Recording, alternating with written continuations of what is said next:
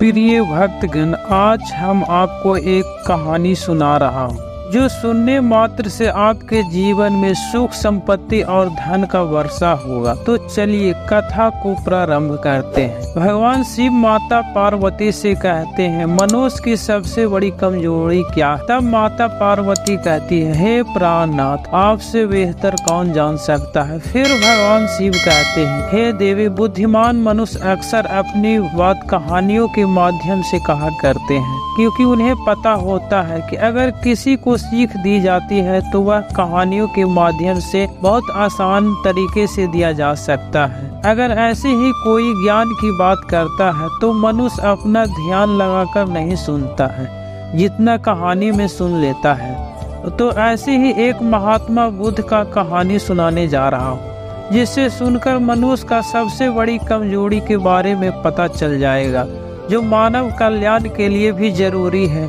और आपका भी मन इस कहानी में लग जाएगा।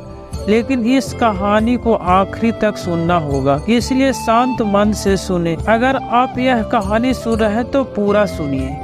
इस कथा को आधा अधूरा छोड़कर जाने का गलती मत करिएगा, क्योंकि इस पवित्र कथा को पूरा सुनने से मन चाहा फल की प्राप्ति होगा। इसलिए इस कथा को पूरा सुने। आप शिव भक्त है तो भोलेनाथ का अनादर न करें। तो चलिए कहानी को प्रारंभ करते हैं। एक गुरु अपने शिष्यों को ध्यान साधना सिखा रहे थे। तभी एक शिष्य बोल उठा, गुरुजी, मैं कुछ समझ नहीं पा रहा हूँ, क्या मैं आपसे कुछ पूछ सकता हूँ? गुरु ने कहा, हाँ, पूछ सकते हो। शिष्य ने कहा, जब मैं पानी पीता हूँ तो मेरी प्यास बुझ जाता है। क्या कोई भी पानी पीता है तो प्यास बुझ जाता है? तो यह ध्यान करने के लिए ऐसा क्यों नहीं होता है? जब हम आपके कहे अनुसार ध्यान लगाते हैं तो हम में से कोई पहले, कोई बाद में, तो कोई अभी भी ध्यान की स्थिति को प्राप्त नहीं कर पाता है।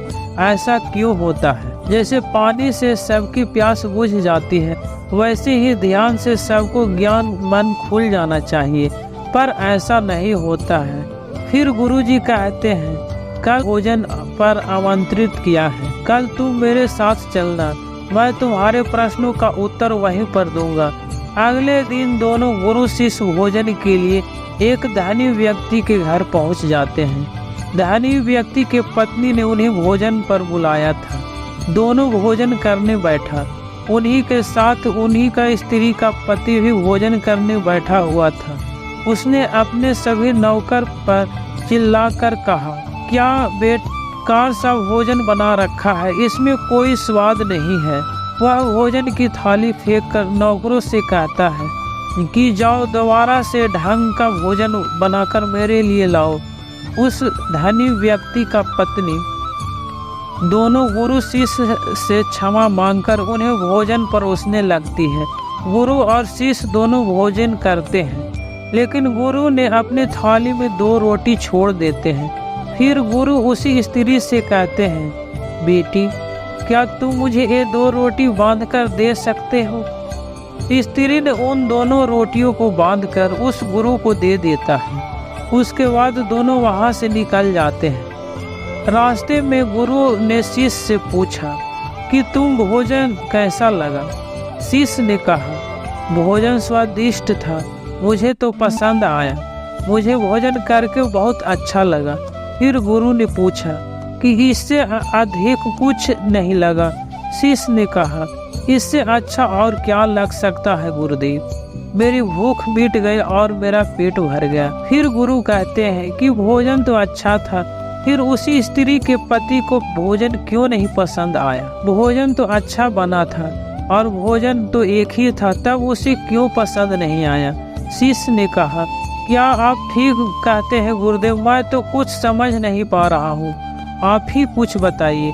फिर गुरु ने कहा, अभी तुम मेरे साथ आगे चलते रहो। फिर गुरु शिष्य चलते चलते बहुत दूर निकल आए। फिर शिष्य ने गुरु से कहा, गुरुदेव, हम अपने आश्रम के मार्ग पर तो नहीं हैं, फिर हम कहाँ जा रहे हैं? फिर गुरु कहते हैं, बस चलते रहो। बहुत दूर चलने के बाद एक फटे हाल व्यक्ति गुरु के सामने आया और उनके चरणों में गिर गया और बोला, हे महात्मा, मेरी मदद करो, मैं 3 दिन से भूखा हूँ, मैंने कुछ नहीं खाया है, आप कृपा करके मुझे कुछ खाने को दे दो। गुरु ने उस आदमी को एक पेड़ के नीचे बैठाया और उन 2 रोटियों को निकालकर उसे दे दिया जो उस महिला ने उसे दिया था। रोटियों को देखते ही उस गरीब व्यक्ति की आंखों में चमक आ गया। उसने तुरंत 2 रोटियों को खा लिया। खाते समय उस आदमी की आंखों से आंसू निकल आया। वह रो रहा था और खाता जा रहा था और हाथ से इशारे कर रहा था, जैसे कि वह अदृश्य शक्ति को कह रहा हो कि तेरा धन्यवाद रोटी के लिए। खाने के बाद उसने गुरु को प्रणाम किया और धन्यवाद कहा। गुरु ने उस व्यक्ति से पूछा कि भोजन का स्वाद कैसा था। उसने कहा था, स्वाद वही कहीं था ही नहीं, केवल जीवन था। यह रोटियां नहीं था, यह तो साक्षात जीवन था। यह कहकर वह व्यक्ति वहां से चला जाता है। फिर गुरु ने शिष्य से कहा, देखो भोजन वही था, लेकिन एक व्यक्ति को उसमें स्वाद ही नहीं आ रहा था। तुम्हें इसमें स्वाद आया और तुम्हें यह भोजन पसंद आया, लेकिन इस व्यक्ति को इस भोजन में स्वाद नहीं, बल्कि इसमें ईश्वर, परमेश्वर और जीवन को देखता था। इससे पता चलता है कि व्यक्ति भोजन तृप्ति में भी अंतर है। पहला व्यक्ति को इसमें कोई तृप्ति नहीं हो रहा था और तुम्हें थोड़ा तृप्ति हो रहा था, और इस व्यक्ति को अनंत तृप्ति हो रहा था। ऐसा ही ध्यान के संबंध में होता है। जिसको जितनी ज़्यादा प्यास होता है वह उतनी ही जल्दी मार्ग बना लेता है। उस शिष्य की जिज्ञासा का समाधान हो गया था। उसके प्रश्नों का उत्तर मिल गया था, लेकिन उसके एक प्रश्नों का उत्तर नहीं मिल पा रहा था। प्रश्न था, मन क्यों नहीं लगता? जो लग जाए वह मन नहीं है, मन का स्वभाव ही है भागना। जब हमारे पास कोई चीज़ अत्यधिक होता है तब मनुष्य भागने लगता है, जैसे उस धनी व्यक्ति का मन जो उस भोजन से भाग रहा था, जो उसके लिए एक आम बात था। लेकिन जब कोई चीज़ हमारे पास सीमित मात्रा में होता है और हमें मिल भी जाता है, तब हमारा मन उससे जुड़ा रहता है और हम उस चीज़ की थोड़ी बहुत अहमियत रखते हैं। जैसे तुम्हारा मन जो उस भोजन से थोड़ा बहुत जुड़ा हुआ था। तुम उस भोजन को, स्वाद को भी जाना। जब हमें कोई चीज़ चाहिए होता है तो वह हमारे पास नहीं होता, तो पहले हमारा मन उस चीज़ के लिए बहुत ललायित रहता है। वह हर हाल में उसमें पाना चाहता है। लेकिन जब कोई चीज़ प्राणों से जुड़ा होता है, जैसा कि वह 2 रोटी, और जब बात प्राणों पर आ जाए तब मन गायब हो जाता है। तब आप स्वाद नहीं देखते, भोजन का प्रकार नहीं देखते, तब आपको सिर्फ भोजन चाहिए होता है। तब आप एकाग्र हो जाते हैं भोजन के लिए। जो मिले उसी में आपको आनंद मिल जाता है। स्वाद हो या ना हो, आपके प्राण अंतः तक स्वीकार कर लेता है। और यह तब होता है जब मन नहीं होता है। हम हमारे मन को लगाने का बहुत कोशिश करते हैं। कुछ पढ़ाई में लगाने का कोशिश करते हैं, तो कुछ अपने काम में लगाने का कोशिश करते हैं। लेकिन आपने देखा होगा कि मन कहीं नहीं लगता है, और यह लग भी नहीं सकता, क्योंकि इसका काम किसी चीज़ में लगना है ही नहीं, बल्कि इसका काम है आपको भागना इधर से उधर। एक चीज़ आपको मिल जाए तो दूसरी चीज़ पर ले जाना, दूसरी चीज़ मिल जाए तो तीसरी पर ले जाना।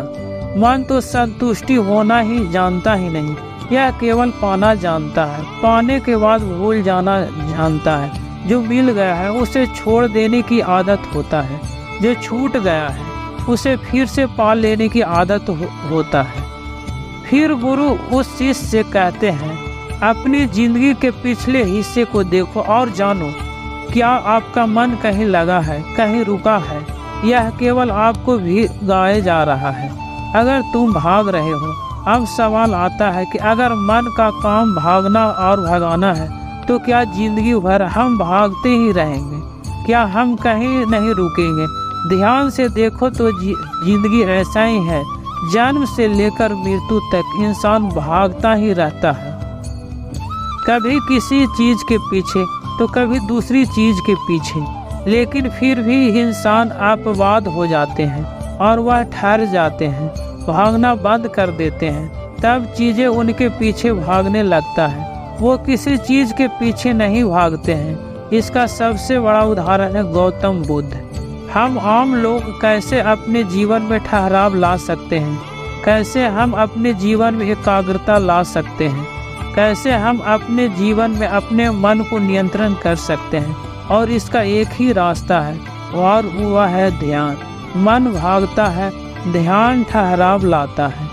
मन लालच देता है, ध्यान लालच को देखने की दृष्टि देता है। मन कहता है दूसरे चीज को पकड़े लो, ध्यान कहता है जो मिला है उसे तो जान लो।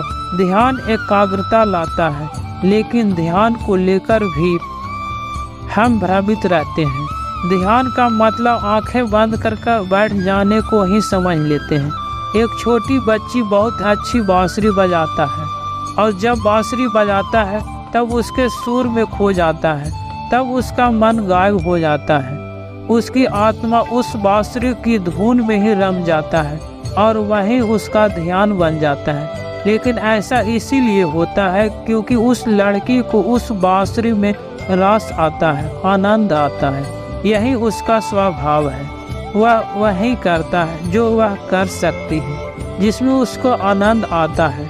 एक अध्यापक है जो अपने छात्र को पढ़ाता है तो उसमें खो जाता है। वह अपनी आत्मा से पढ़ाने का आनंद लेता है, उसमें उसकी रुचि होता है। यही उसका स्वभाव है। जब वह पढ़ा रहा होता है तब उसके मन में कोई हलचल नहीं होता है। वह न तो वह भूतकाल की सोचता है और न भविष्य काल की। वह केवल वर्तमान के क्षणों में रहता है और यही उसका ध्यान होता है।